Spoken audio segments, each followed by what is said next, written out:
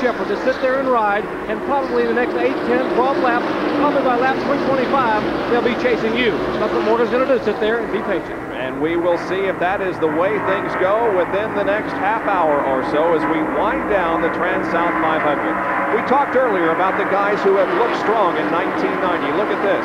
Dale Earnhardt and Morgan Shepherd are the only two drivers with top 10 finishes in each of the Winston Cup races that we have competed in 1990. And at the moment, it's Earnhardt the leader and Morgan Shepherd running in second position. We'll be back with more live coverage in just a moment. Of stop number 5 on the Winston Cup Tour for 1990, the Transouth 500 from the track Too Tough to Tame, Darlington International Raceway in South Carolina. Our Speed World coverage is being brought to you by Quaker State. The Big Q is One Tough Motor Oil. By AutoZone, the best parts in auto parts. And by Murray Mowers, tough as they come. While we were going to break, we had an incorrect standings. Here is the corrected top 10. Earnhardt, Shepherd, Gant, Martin, and Brett Bodine. 6 through 10, Jeff Bodine, Michael Waltrip, Bill Elliott, Davey Allison, and Darrell Waltrip. That's with 317 laps completed. Live from Scottsdale, Arizona has gotten his lap back once again from Dale Earnhardt, giving us 9 cars on the lead lap. And Morgan Shepherd is right there on Dale Earnhardt's back bumper.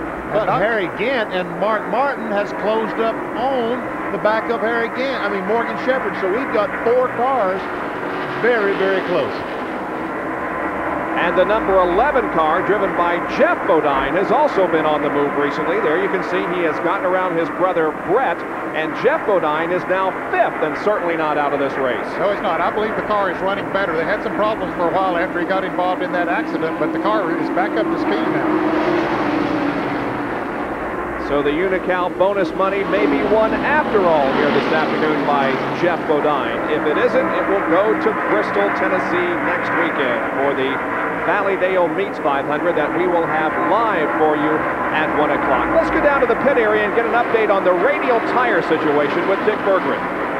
Well, Bob Jenkins, this is the very first time that Goodyear has brought the radial tire here to Darlington, and a lot of people wondered about the wisdom of that, given the difficulty, the treachery of this speedway. But now that we're virtually at the end of the race, I think maybe it's time to give a tip of the Benny Parsons Hat of the Week to Goodyear. The tires have worked absolutely flawlessly today. Before the race started, the driver said this is absolutely the best tire that Goodyear has shown up with. So Goodyear has produced, they have done the Herculean. Great job today. No tire failures, no blisters, no problems.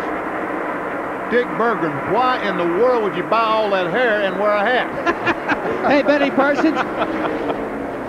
April Fool, I got some roll bar padding last night.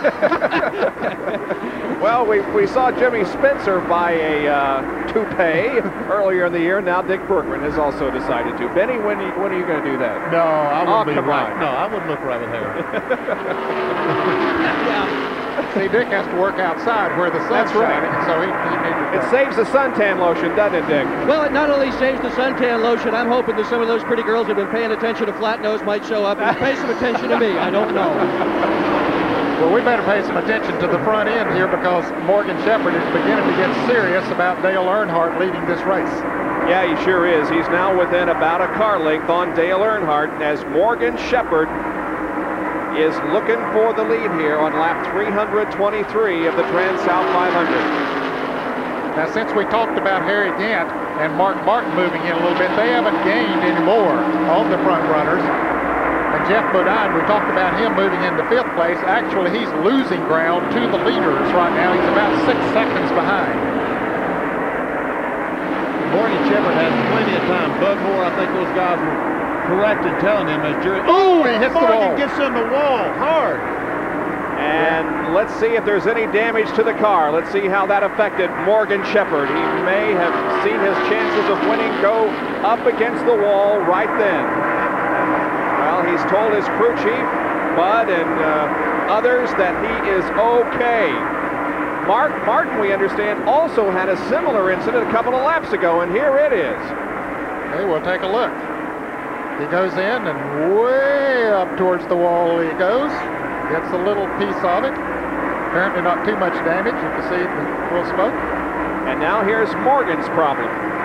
He just goes in the corner. Now, he's been going up very close to the wall, but this time, right in the wall. Just brushed it, not hard, but enough. I think it's enough that that he cannot catch Earnhardt now. As a matter of fact, it looks to me like Harry Gant's closing up on Morgan Shepherd. Well, certainly, Shepherd is losing ground to Earnhardt. Yeah. Harry Gant is gaining on. There is Harry in third position. We go inside the car again, and this is the camera on the helmet. Let's go down to the pits with Jerry Punch. He can update us on Morgan Shepherd. Well, we're actually standing here with Bud Moore, and Bud, Morgan did tap the wall up there. Does it say anything about how the car's hurt? Well, he said it's tired, he think it. He's checking it out right now. We'll know in a minute. A lot of concern here in the Motorcraft pits. In fact, we are told they were thinking about bringing him in and changing 2 right-side tires. They don't want to leave him out there to have him cut a tire, but possibly a question. We'll see what's going to happen with Bud Moore and Morgan Shepherd. Well, Benny, do you slow down for a little bit of time after something like that happens, and just to check the car out? Well, you got to get your heart beating first of all, because he's scared to death. Sure, you're going to slow down. You just can't go back in there and do the same thing you did the last time, because the last time you hit the wall. It didn't work too good. So the threat now is that Morgan Shepherd will lose second position to Harry Gant. An exciting conclusion shaping up here at the Transouth 500. A lot more racing to go on this Sunday afternoon. Discover downtown New Smyrna. Earnhardt leads the Transouth 500, and now Morgan Shepherd, who was losing ground, is sneaking back up on Dale. Third place belongs to Harry Gant. Mark Martin is fourth, and Jeff Bodine is in fifth position. Then in sixth is Brett Bodine, followed by Michael Waltrip, Bill Elliott, Davey Allison, and Darrell Waltrip, who is a lap down. And we have a battle on the racetrack between the number 26 car of Brett Bodine and Bill Elliott in number 9. And that stat has changed because Michael Waltrip has passed Brett Bodine. Now Bill Elliott moving up on Bodine. Brett has been losing some ground here in the last few laps. Yes, he has. That Quaker State Buick has run so well for Brett Bodine throughout the afternoon, but now he finds himself dropping back just a little and is battling for the 7th position here. Bill Elliott runs in 8th. Well, what do you think?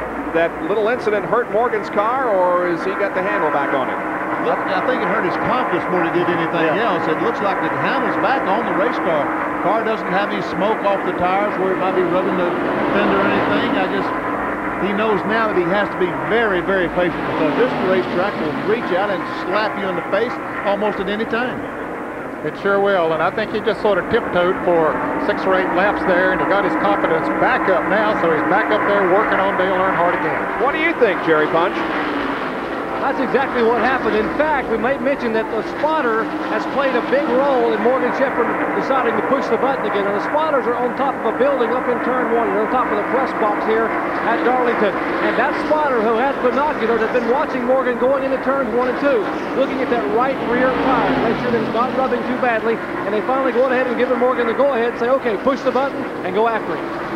He is going awfully close to the wall.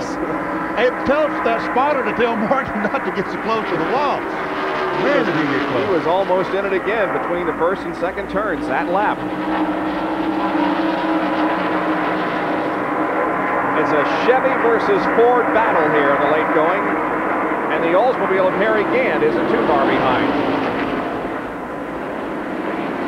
The Gant is keeping them in sight.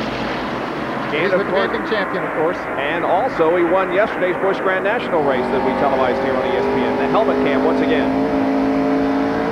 Boy, you can imagine how tired he must be after an afternoon of this bumping and banging around inside that car and controlling its speeds well over 170 miles an hour.